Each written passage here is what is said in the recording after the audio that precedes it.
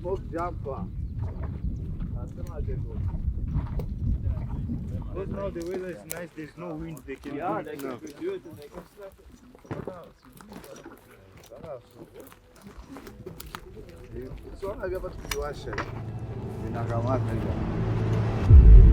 Wildfire. A powerful and natural force of nature that has been burning long before we began to inhabit the lands.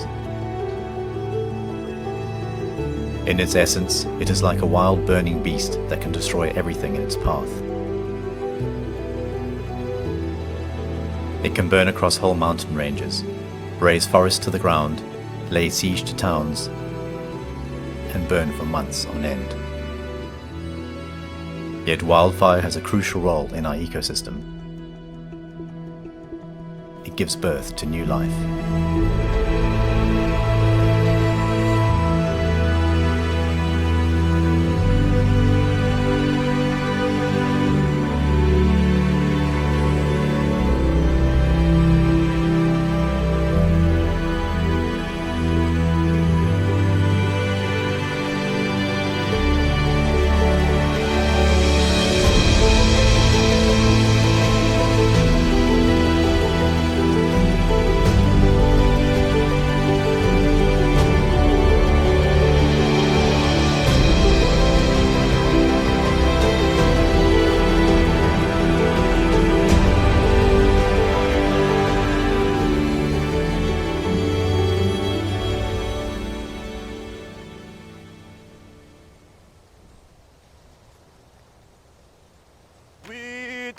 These following things. I'm a push up, set up 2.4. La la la la la la la la. To be a professional hotshot firefighter, it means a lot, and there is a lot of challenges. A specialised crew is a group of wildland firefighters who have a higher skill set than most of the contract crews and some of the other sort of crews that we see out there, the different organisations. The specialised guys will come and you'll have chainsaw operators, guys with brush cutting skills, guys who've also got a lot of experience. So they've seen fire behaviour, they understand it. So they're able to go out and as a small team make very important tactical decisions that can affect an overall strategy. When we started the Rapid Attack program and the province got involved and really took control of and developed a provincial program, the one thing that we agreed and that we put as a focus was we wanted to improve every year. So bringing in more aircraft, bringing in fixed wing aircraft, the incident command system. So every year we were bringing a different component in to improve the system on the previous year. And one of the focuses recently was to look at bringing in specialized ground teams. A specialized ground team for us is a team that you can take in by aircraft, by helicopter, you can drop them in a position, they can work at high altitude. There's a lot of work that they could do that your normal firefighters would not be able. They can access areas that are not that easily accessible. Clearly more experienced firefighters would be able to provide more relevant information to the incident commanders, and also they would be able to carry out plans, develop plans, and make sure that the operation goes in the right direction. My team work very well together. It's like fingers on the hand. Each and everyone knows what to do. It's about having the knowledge and the intelligence to go out there and change the tactics on the ground depending on the fire behavior, the weather, what's happening, what could be happening in the future, how to guide that fire. So a specialized crew's training is all about taking that knowledge and applying it out in the field. To be a firefighter, you must be scared because you're going to face an enemy when you are fighting fire. At the very same time, you must have a strategy. You have to calm down in order to win your enemy. Betty's Bay, South Africa. A flare shot into the mountains in the early hours of New Year's Day ignited a devastating blaze that would burn for nearly 2 weeks. The fire, fanned by strong winds, rushed towards the neighbouring town of Pringle Bay, resulting in a large deployment of ground and aerial resources. The Western Cape Provincial Disaster Management Centre immediately activated their hotshot crews to climb the mountains and tackle the blaze head-on. Ibra, come, quick. We are going in on the right flank. We going to be trooped in with the helicopters coming into land now. They're going to drop us off behind the fire, and then our objective is to work our way down. The VWS crew is going to work its way up, so we're going to be going up on this flank at the back of the fire, and then we're coming back. Okay.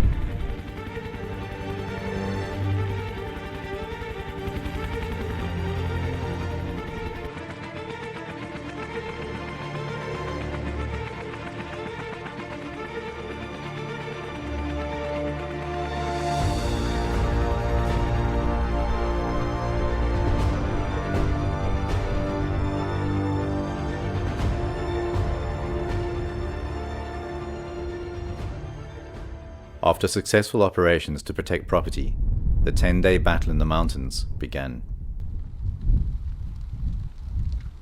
There are two crews, or two separate crews working on this whole division. The NCC crew is going to be walking up to a location called Platberg. We're going to be working as far as we can following this fire line up this way, and then behind us, you can see behind us the volunteer, the VWS, they're working behind us, working the opposite direction, following their fire line up that way behind us. And basically the idea is to stop the fire from burning into this young vegetation. Wildland firefighters spend most of their time up in the mountains chasing fire lines. This is an isolated and extreme environment where conditions can go from good to bad within seconds. The combination of steep terrain and mixed fuels can lead to aggressive fire behavior, and it is very important to keep heightened awareness. Our goal is to fight fire together as a team. We went in together, we went out together. You have to look up, down and around to basically ensure that you know what's going on, so you have situational awareness of what is happening around you at all times, because it's quite a fluid environment. We were on the fire line, and we're taking a break. Then we sit down.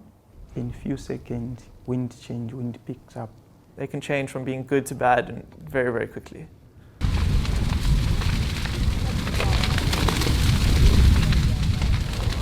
Quite hot. Yeah, it's too much. You must wondering even why you did running, so you can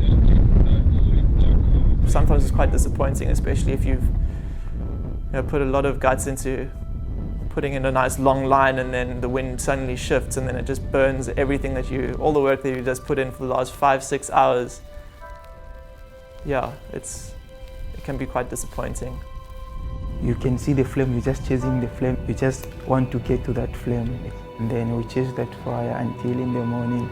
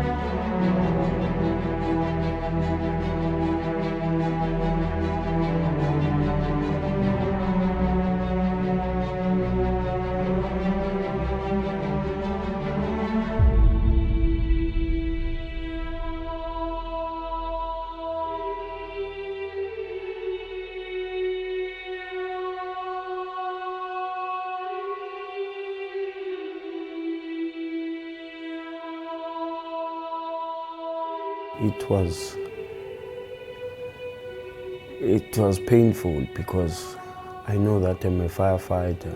If I was there, this wouldn't happen. Cape Town Fire and Rescue Services are evacuating permanent residents between Gordons Bay and Hunklip due to a vegetation fire. Residents of Pringle Bay were evacuated early on Thursday morning when the fire jumped the R44 into the coastal town. As a cold front approached with prefrontal winds of up to 100 kilometers per hour, the town of Betty's Bay fell under siege by one of nature's most powerful forces.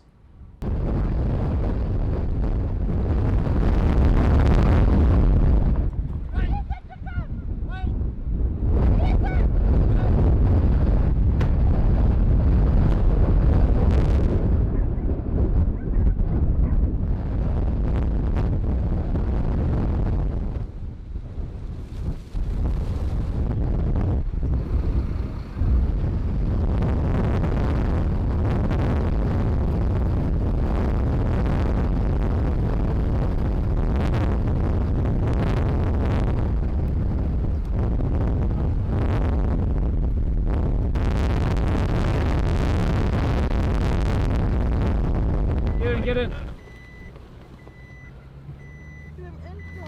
Get in. Are you alright? Our car's just burnt out.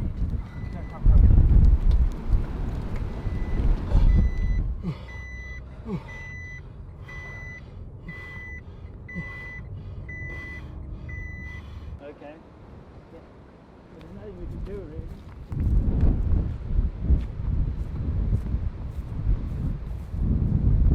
You guys alright? Yeah. Sorry, we didn't know what else to do. No, you did the best thing. Hello, puppies. Yeah. Hello. Sam, Two cats. Hello. you couldn't grab my suitcase. It's still in. Stay. Yeah. Put cats. Sit.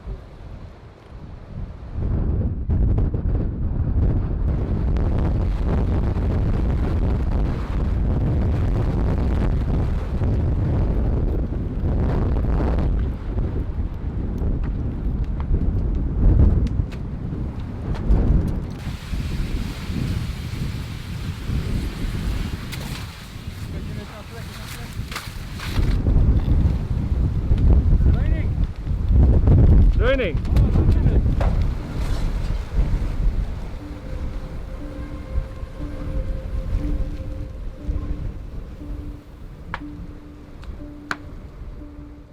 Every year in the Western Cape province of South Africa, man and fire meet head to head, all too often dancing the dance between life and death.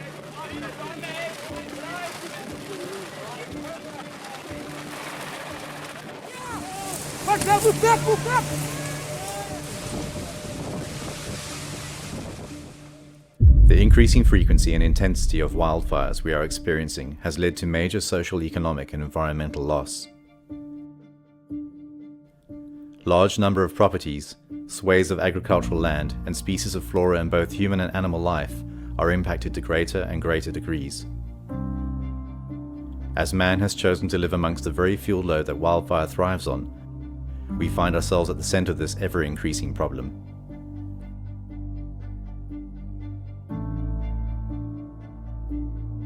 There are three major contributing factors to the wildfire problem in the Western Cape of South Africa. Climate change is driving the province into extreme weather conditions. In 2018, we experienced the worst drought in over a century. As with the global trend, our temperatures are increasing each decade, and wildfire season is becoming longer and longer. Urban sprawl has led to a large increase in the population living on the wildland-urban interface.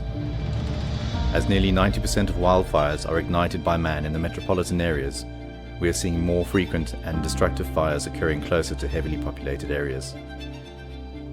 A recent analysis of ignitions on Table Mountain National Park in Cape Town indicates the drastic change over the past few years, with 128 ignitions in a single season in 2015. The aesthetic appeal for many to live in and amongst the tree-covered landscape has catalyzed the risk for both fires starting and spreading. We also seem to be losing the war against alien invasive plant species. Many of these species are highly aggressive and grow back more swiftly than our indigenous vegetation after wildfires. Growing in dense groups and being more woody means that they burn for longer and at much higher temperatures, destroying the seed bank of indigenous species. The impacts of the above factors are often underestimated, as losses to agriculture, property, and environmental ecosystems are poorly reported. There is a misconception that because we don't have large-scale fires as frequently as the United States, that we don't incur huge losses. The largest misconception we have is on the dangers of wildfires.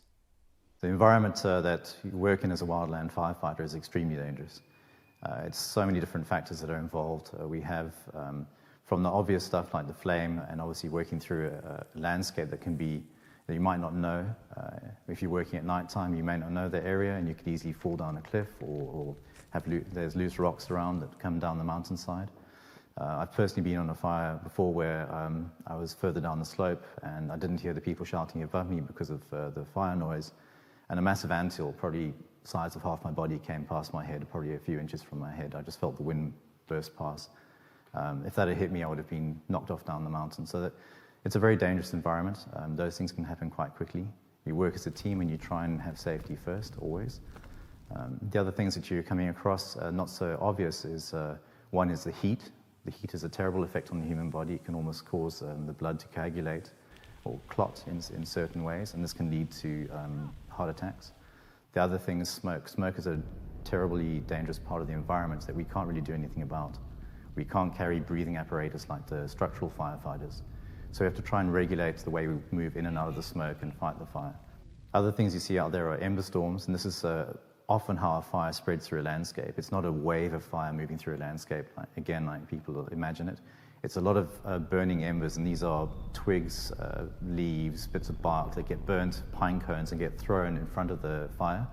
And those land in dry vegetation, or they ignite, and those as those ignite, they draw the fire in towards them, and again, the fire spreads through the landscape, very much in a kind of spotting fashion in front of the fire. These are the main threat to homes, actually. The embers flying in, coming in, driven by the wind onto the homes. Firewalls, that's when the wind combining with the topography starts creating an air movement that starts circulating, and that creates a sort of mini firewall, very much like a dust devil that people are probably more used to seeing. It's basically a dust devil made of fire, and this can move in any direction. It's a very dangerous phenomenon. And ash pits are something to be very careful about. An ash pit looks like an area of sort of just white-hot ash. Often those can be several meters deep. It's normally the burnt-out remains of trees or sort of bush roots. And again, if you step into that, it's just powdery, but it's retaining a huge amount of heat. If you fall into that, you're going to be burnt easily up to your waist. So it's a very dangerous environment.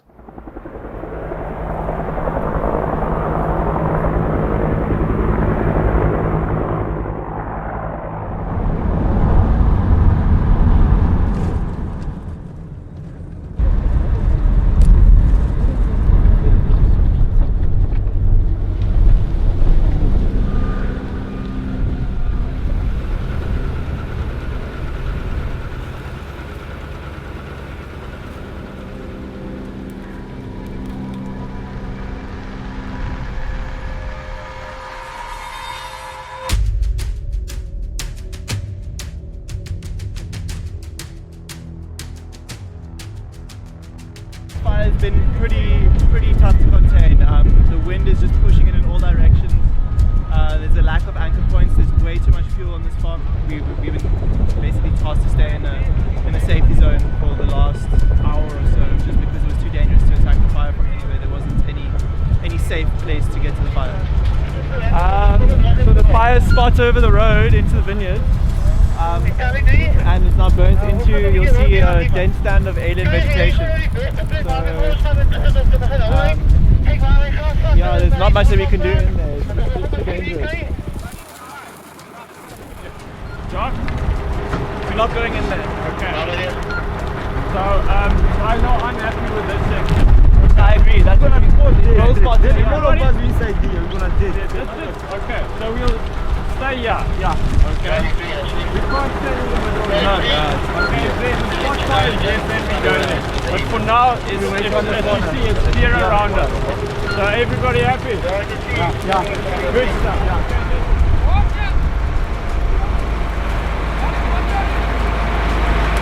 They're trying to stop it from burning down into the vineyards.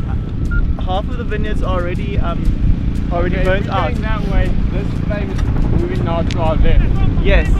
So they're going to do a burnout of this area here now.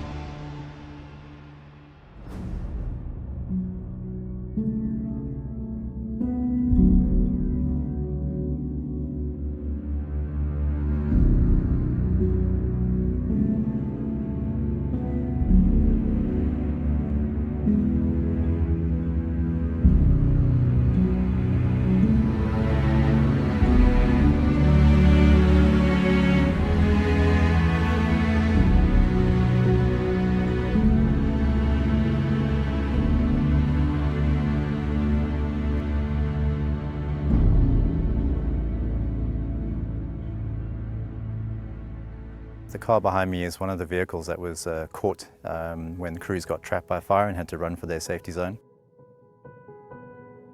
The fire had burnt upslope from below us, up past us, and the northwester wind picked up some of the burning material that was burning higher upslope, spotted down into the vegetation area behind us here. That very quickly ignited and ran upslope. Obviously it was against the wind, but it would be sheltered because of the angle of the slope. So that ran up extremely quickly, forcing the crews to run for safety, and unfortunately one of the crew members didn't make it out.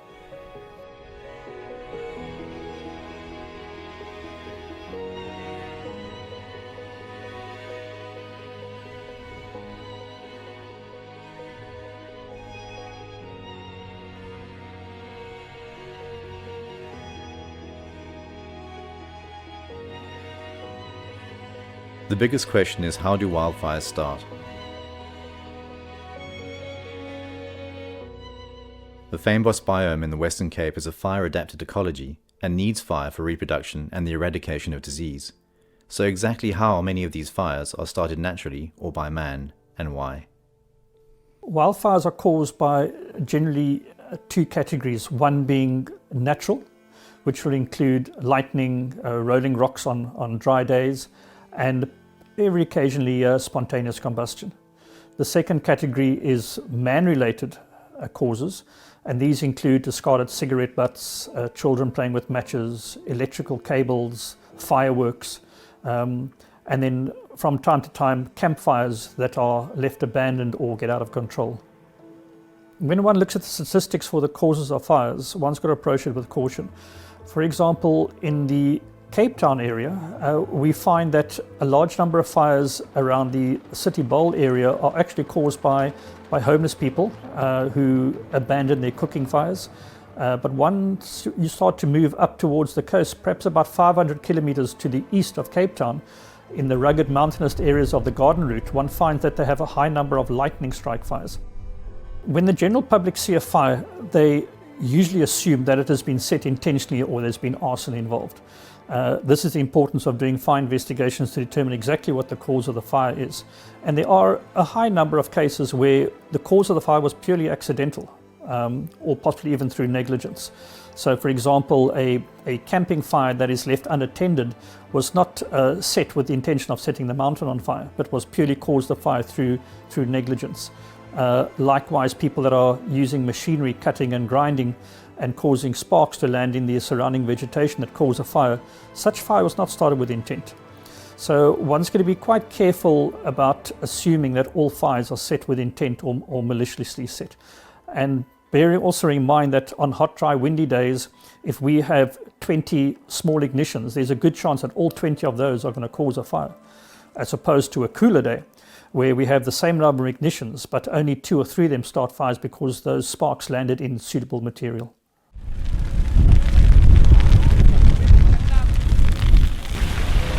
Come here! Watch out here! Come here! Watch out here!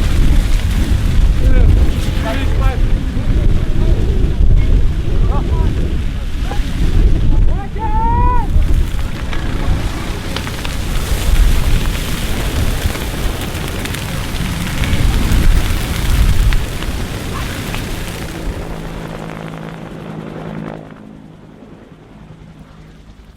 We received a call at about 3 o'clock. We came down here and the wind was blowing from our back this way, in which the way the fire was going. So based on that, we knew the fire had started somewhere on the upwind side of where the burn scar is. So if we look at the area here, we'll see that we've got what we call a left flank and then the right flank, and then this is the heel, the back end of the fire. We know the fire started somewhere in this area over here. So if we look at how this fire is burnt over here, we can see this fire was moving in from the sides over here. This fire moved towards this little footpath over here and it jumped across the footpath. So looking at this area, we know this fire started somewhere in this area. We need to find where the fire started first before we can find out how the fire started. So if we look at the burn patterns in this area and we look at the bushes, the way the bushes have burnt, you can see that the fire was moving through over here. You can see also there's white ash on this side, and also all these leaves are facing in that direction. We call it freezing. So if we keep working our way back here and looking at the shape of the fire, it all sort of the back end of the fire comes from somewhere over there. So looking at the way this fire is burnt, Looking at this bush over here, you can see how this fire has come through from this side. So again, this fire started somewhere in this area over here. And once we come up to here, we start seeing this type of evidence. These are limpets that have been shucked. If we look further around the area, further across over here, if we can take you over here, you're going to see huge mounds of these shucked shellfish.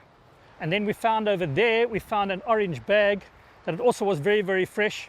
And we believe that that is the bag that is used to put the shucked limpets into for when they do crayfish poaching. So we are convinced that this fire is related to crayfish poaching activities.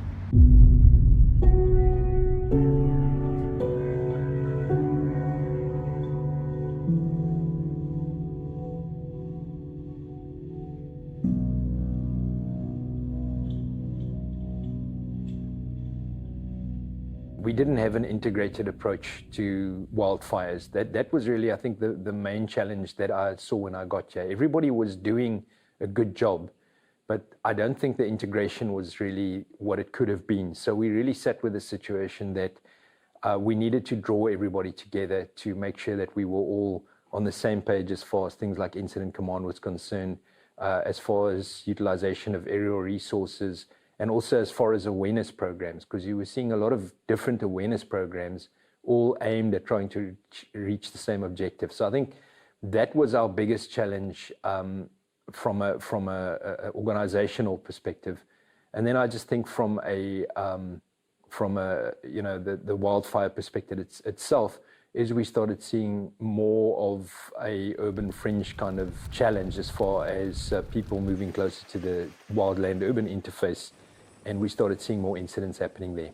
I think one of the most important things is that the provincial government and a lot of the municipalities have actually seen the importance of having effective fire services, of having an effective wildfire program.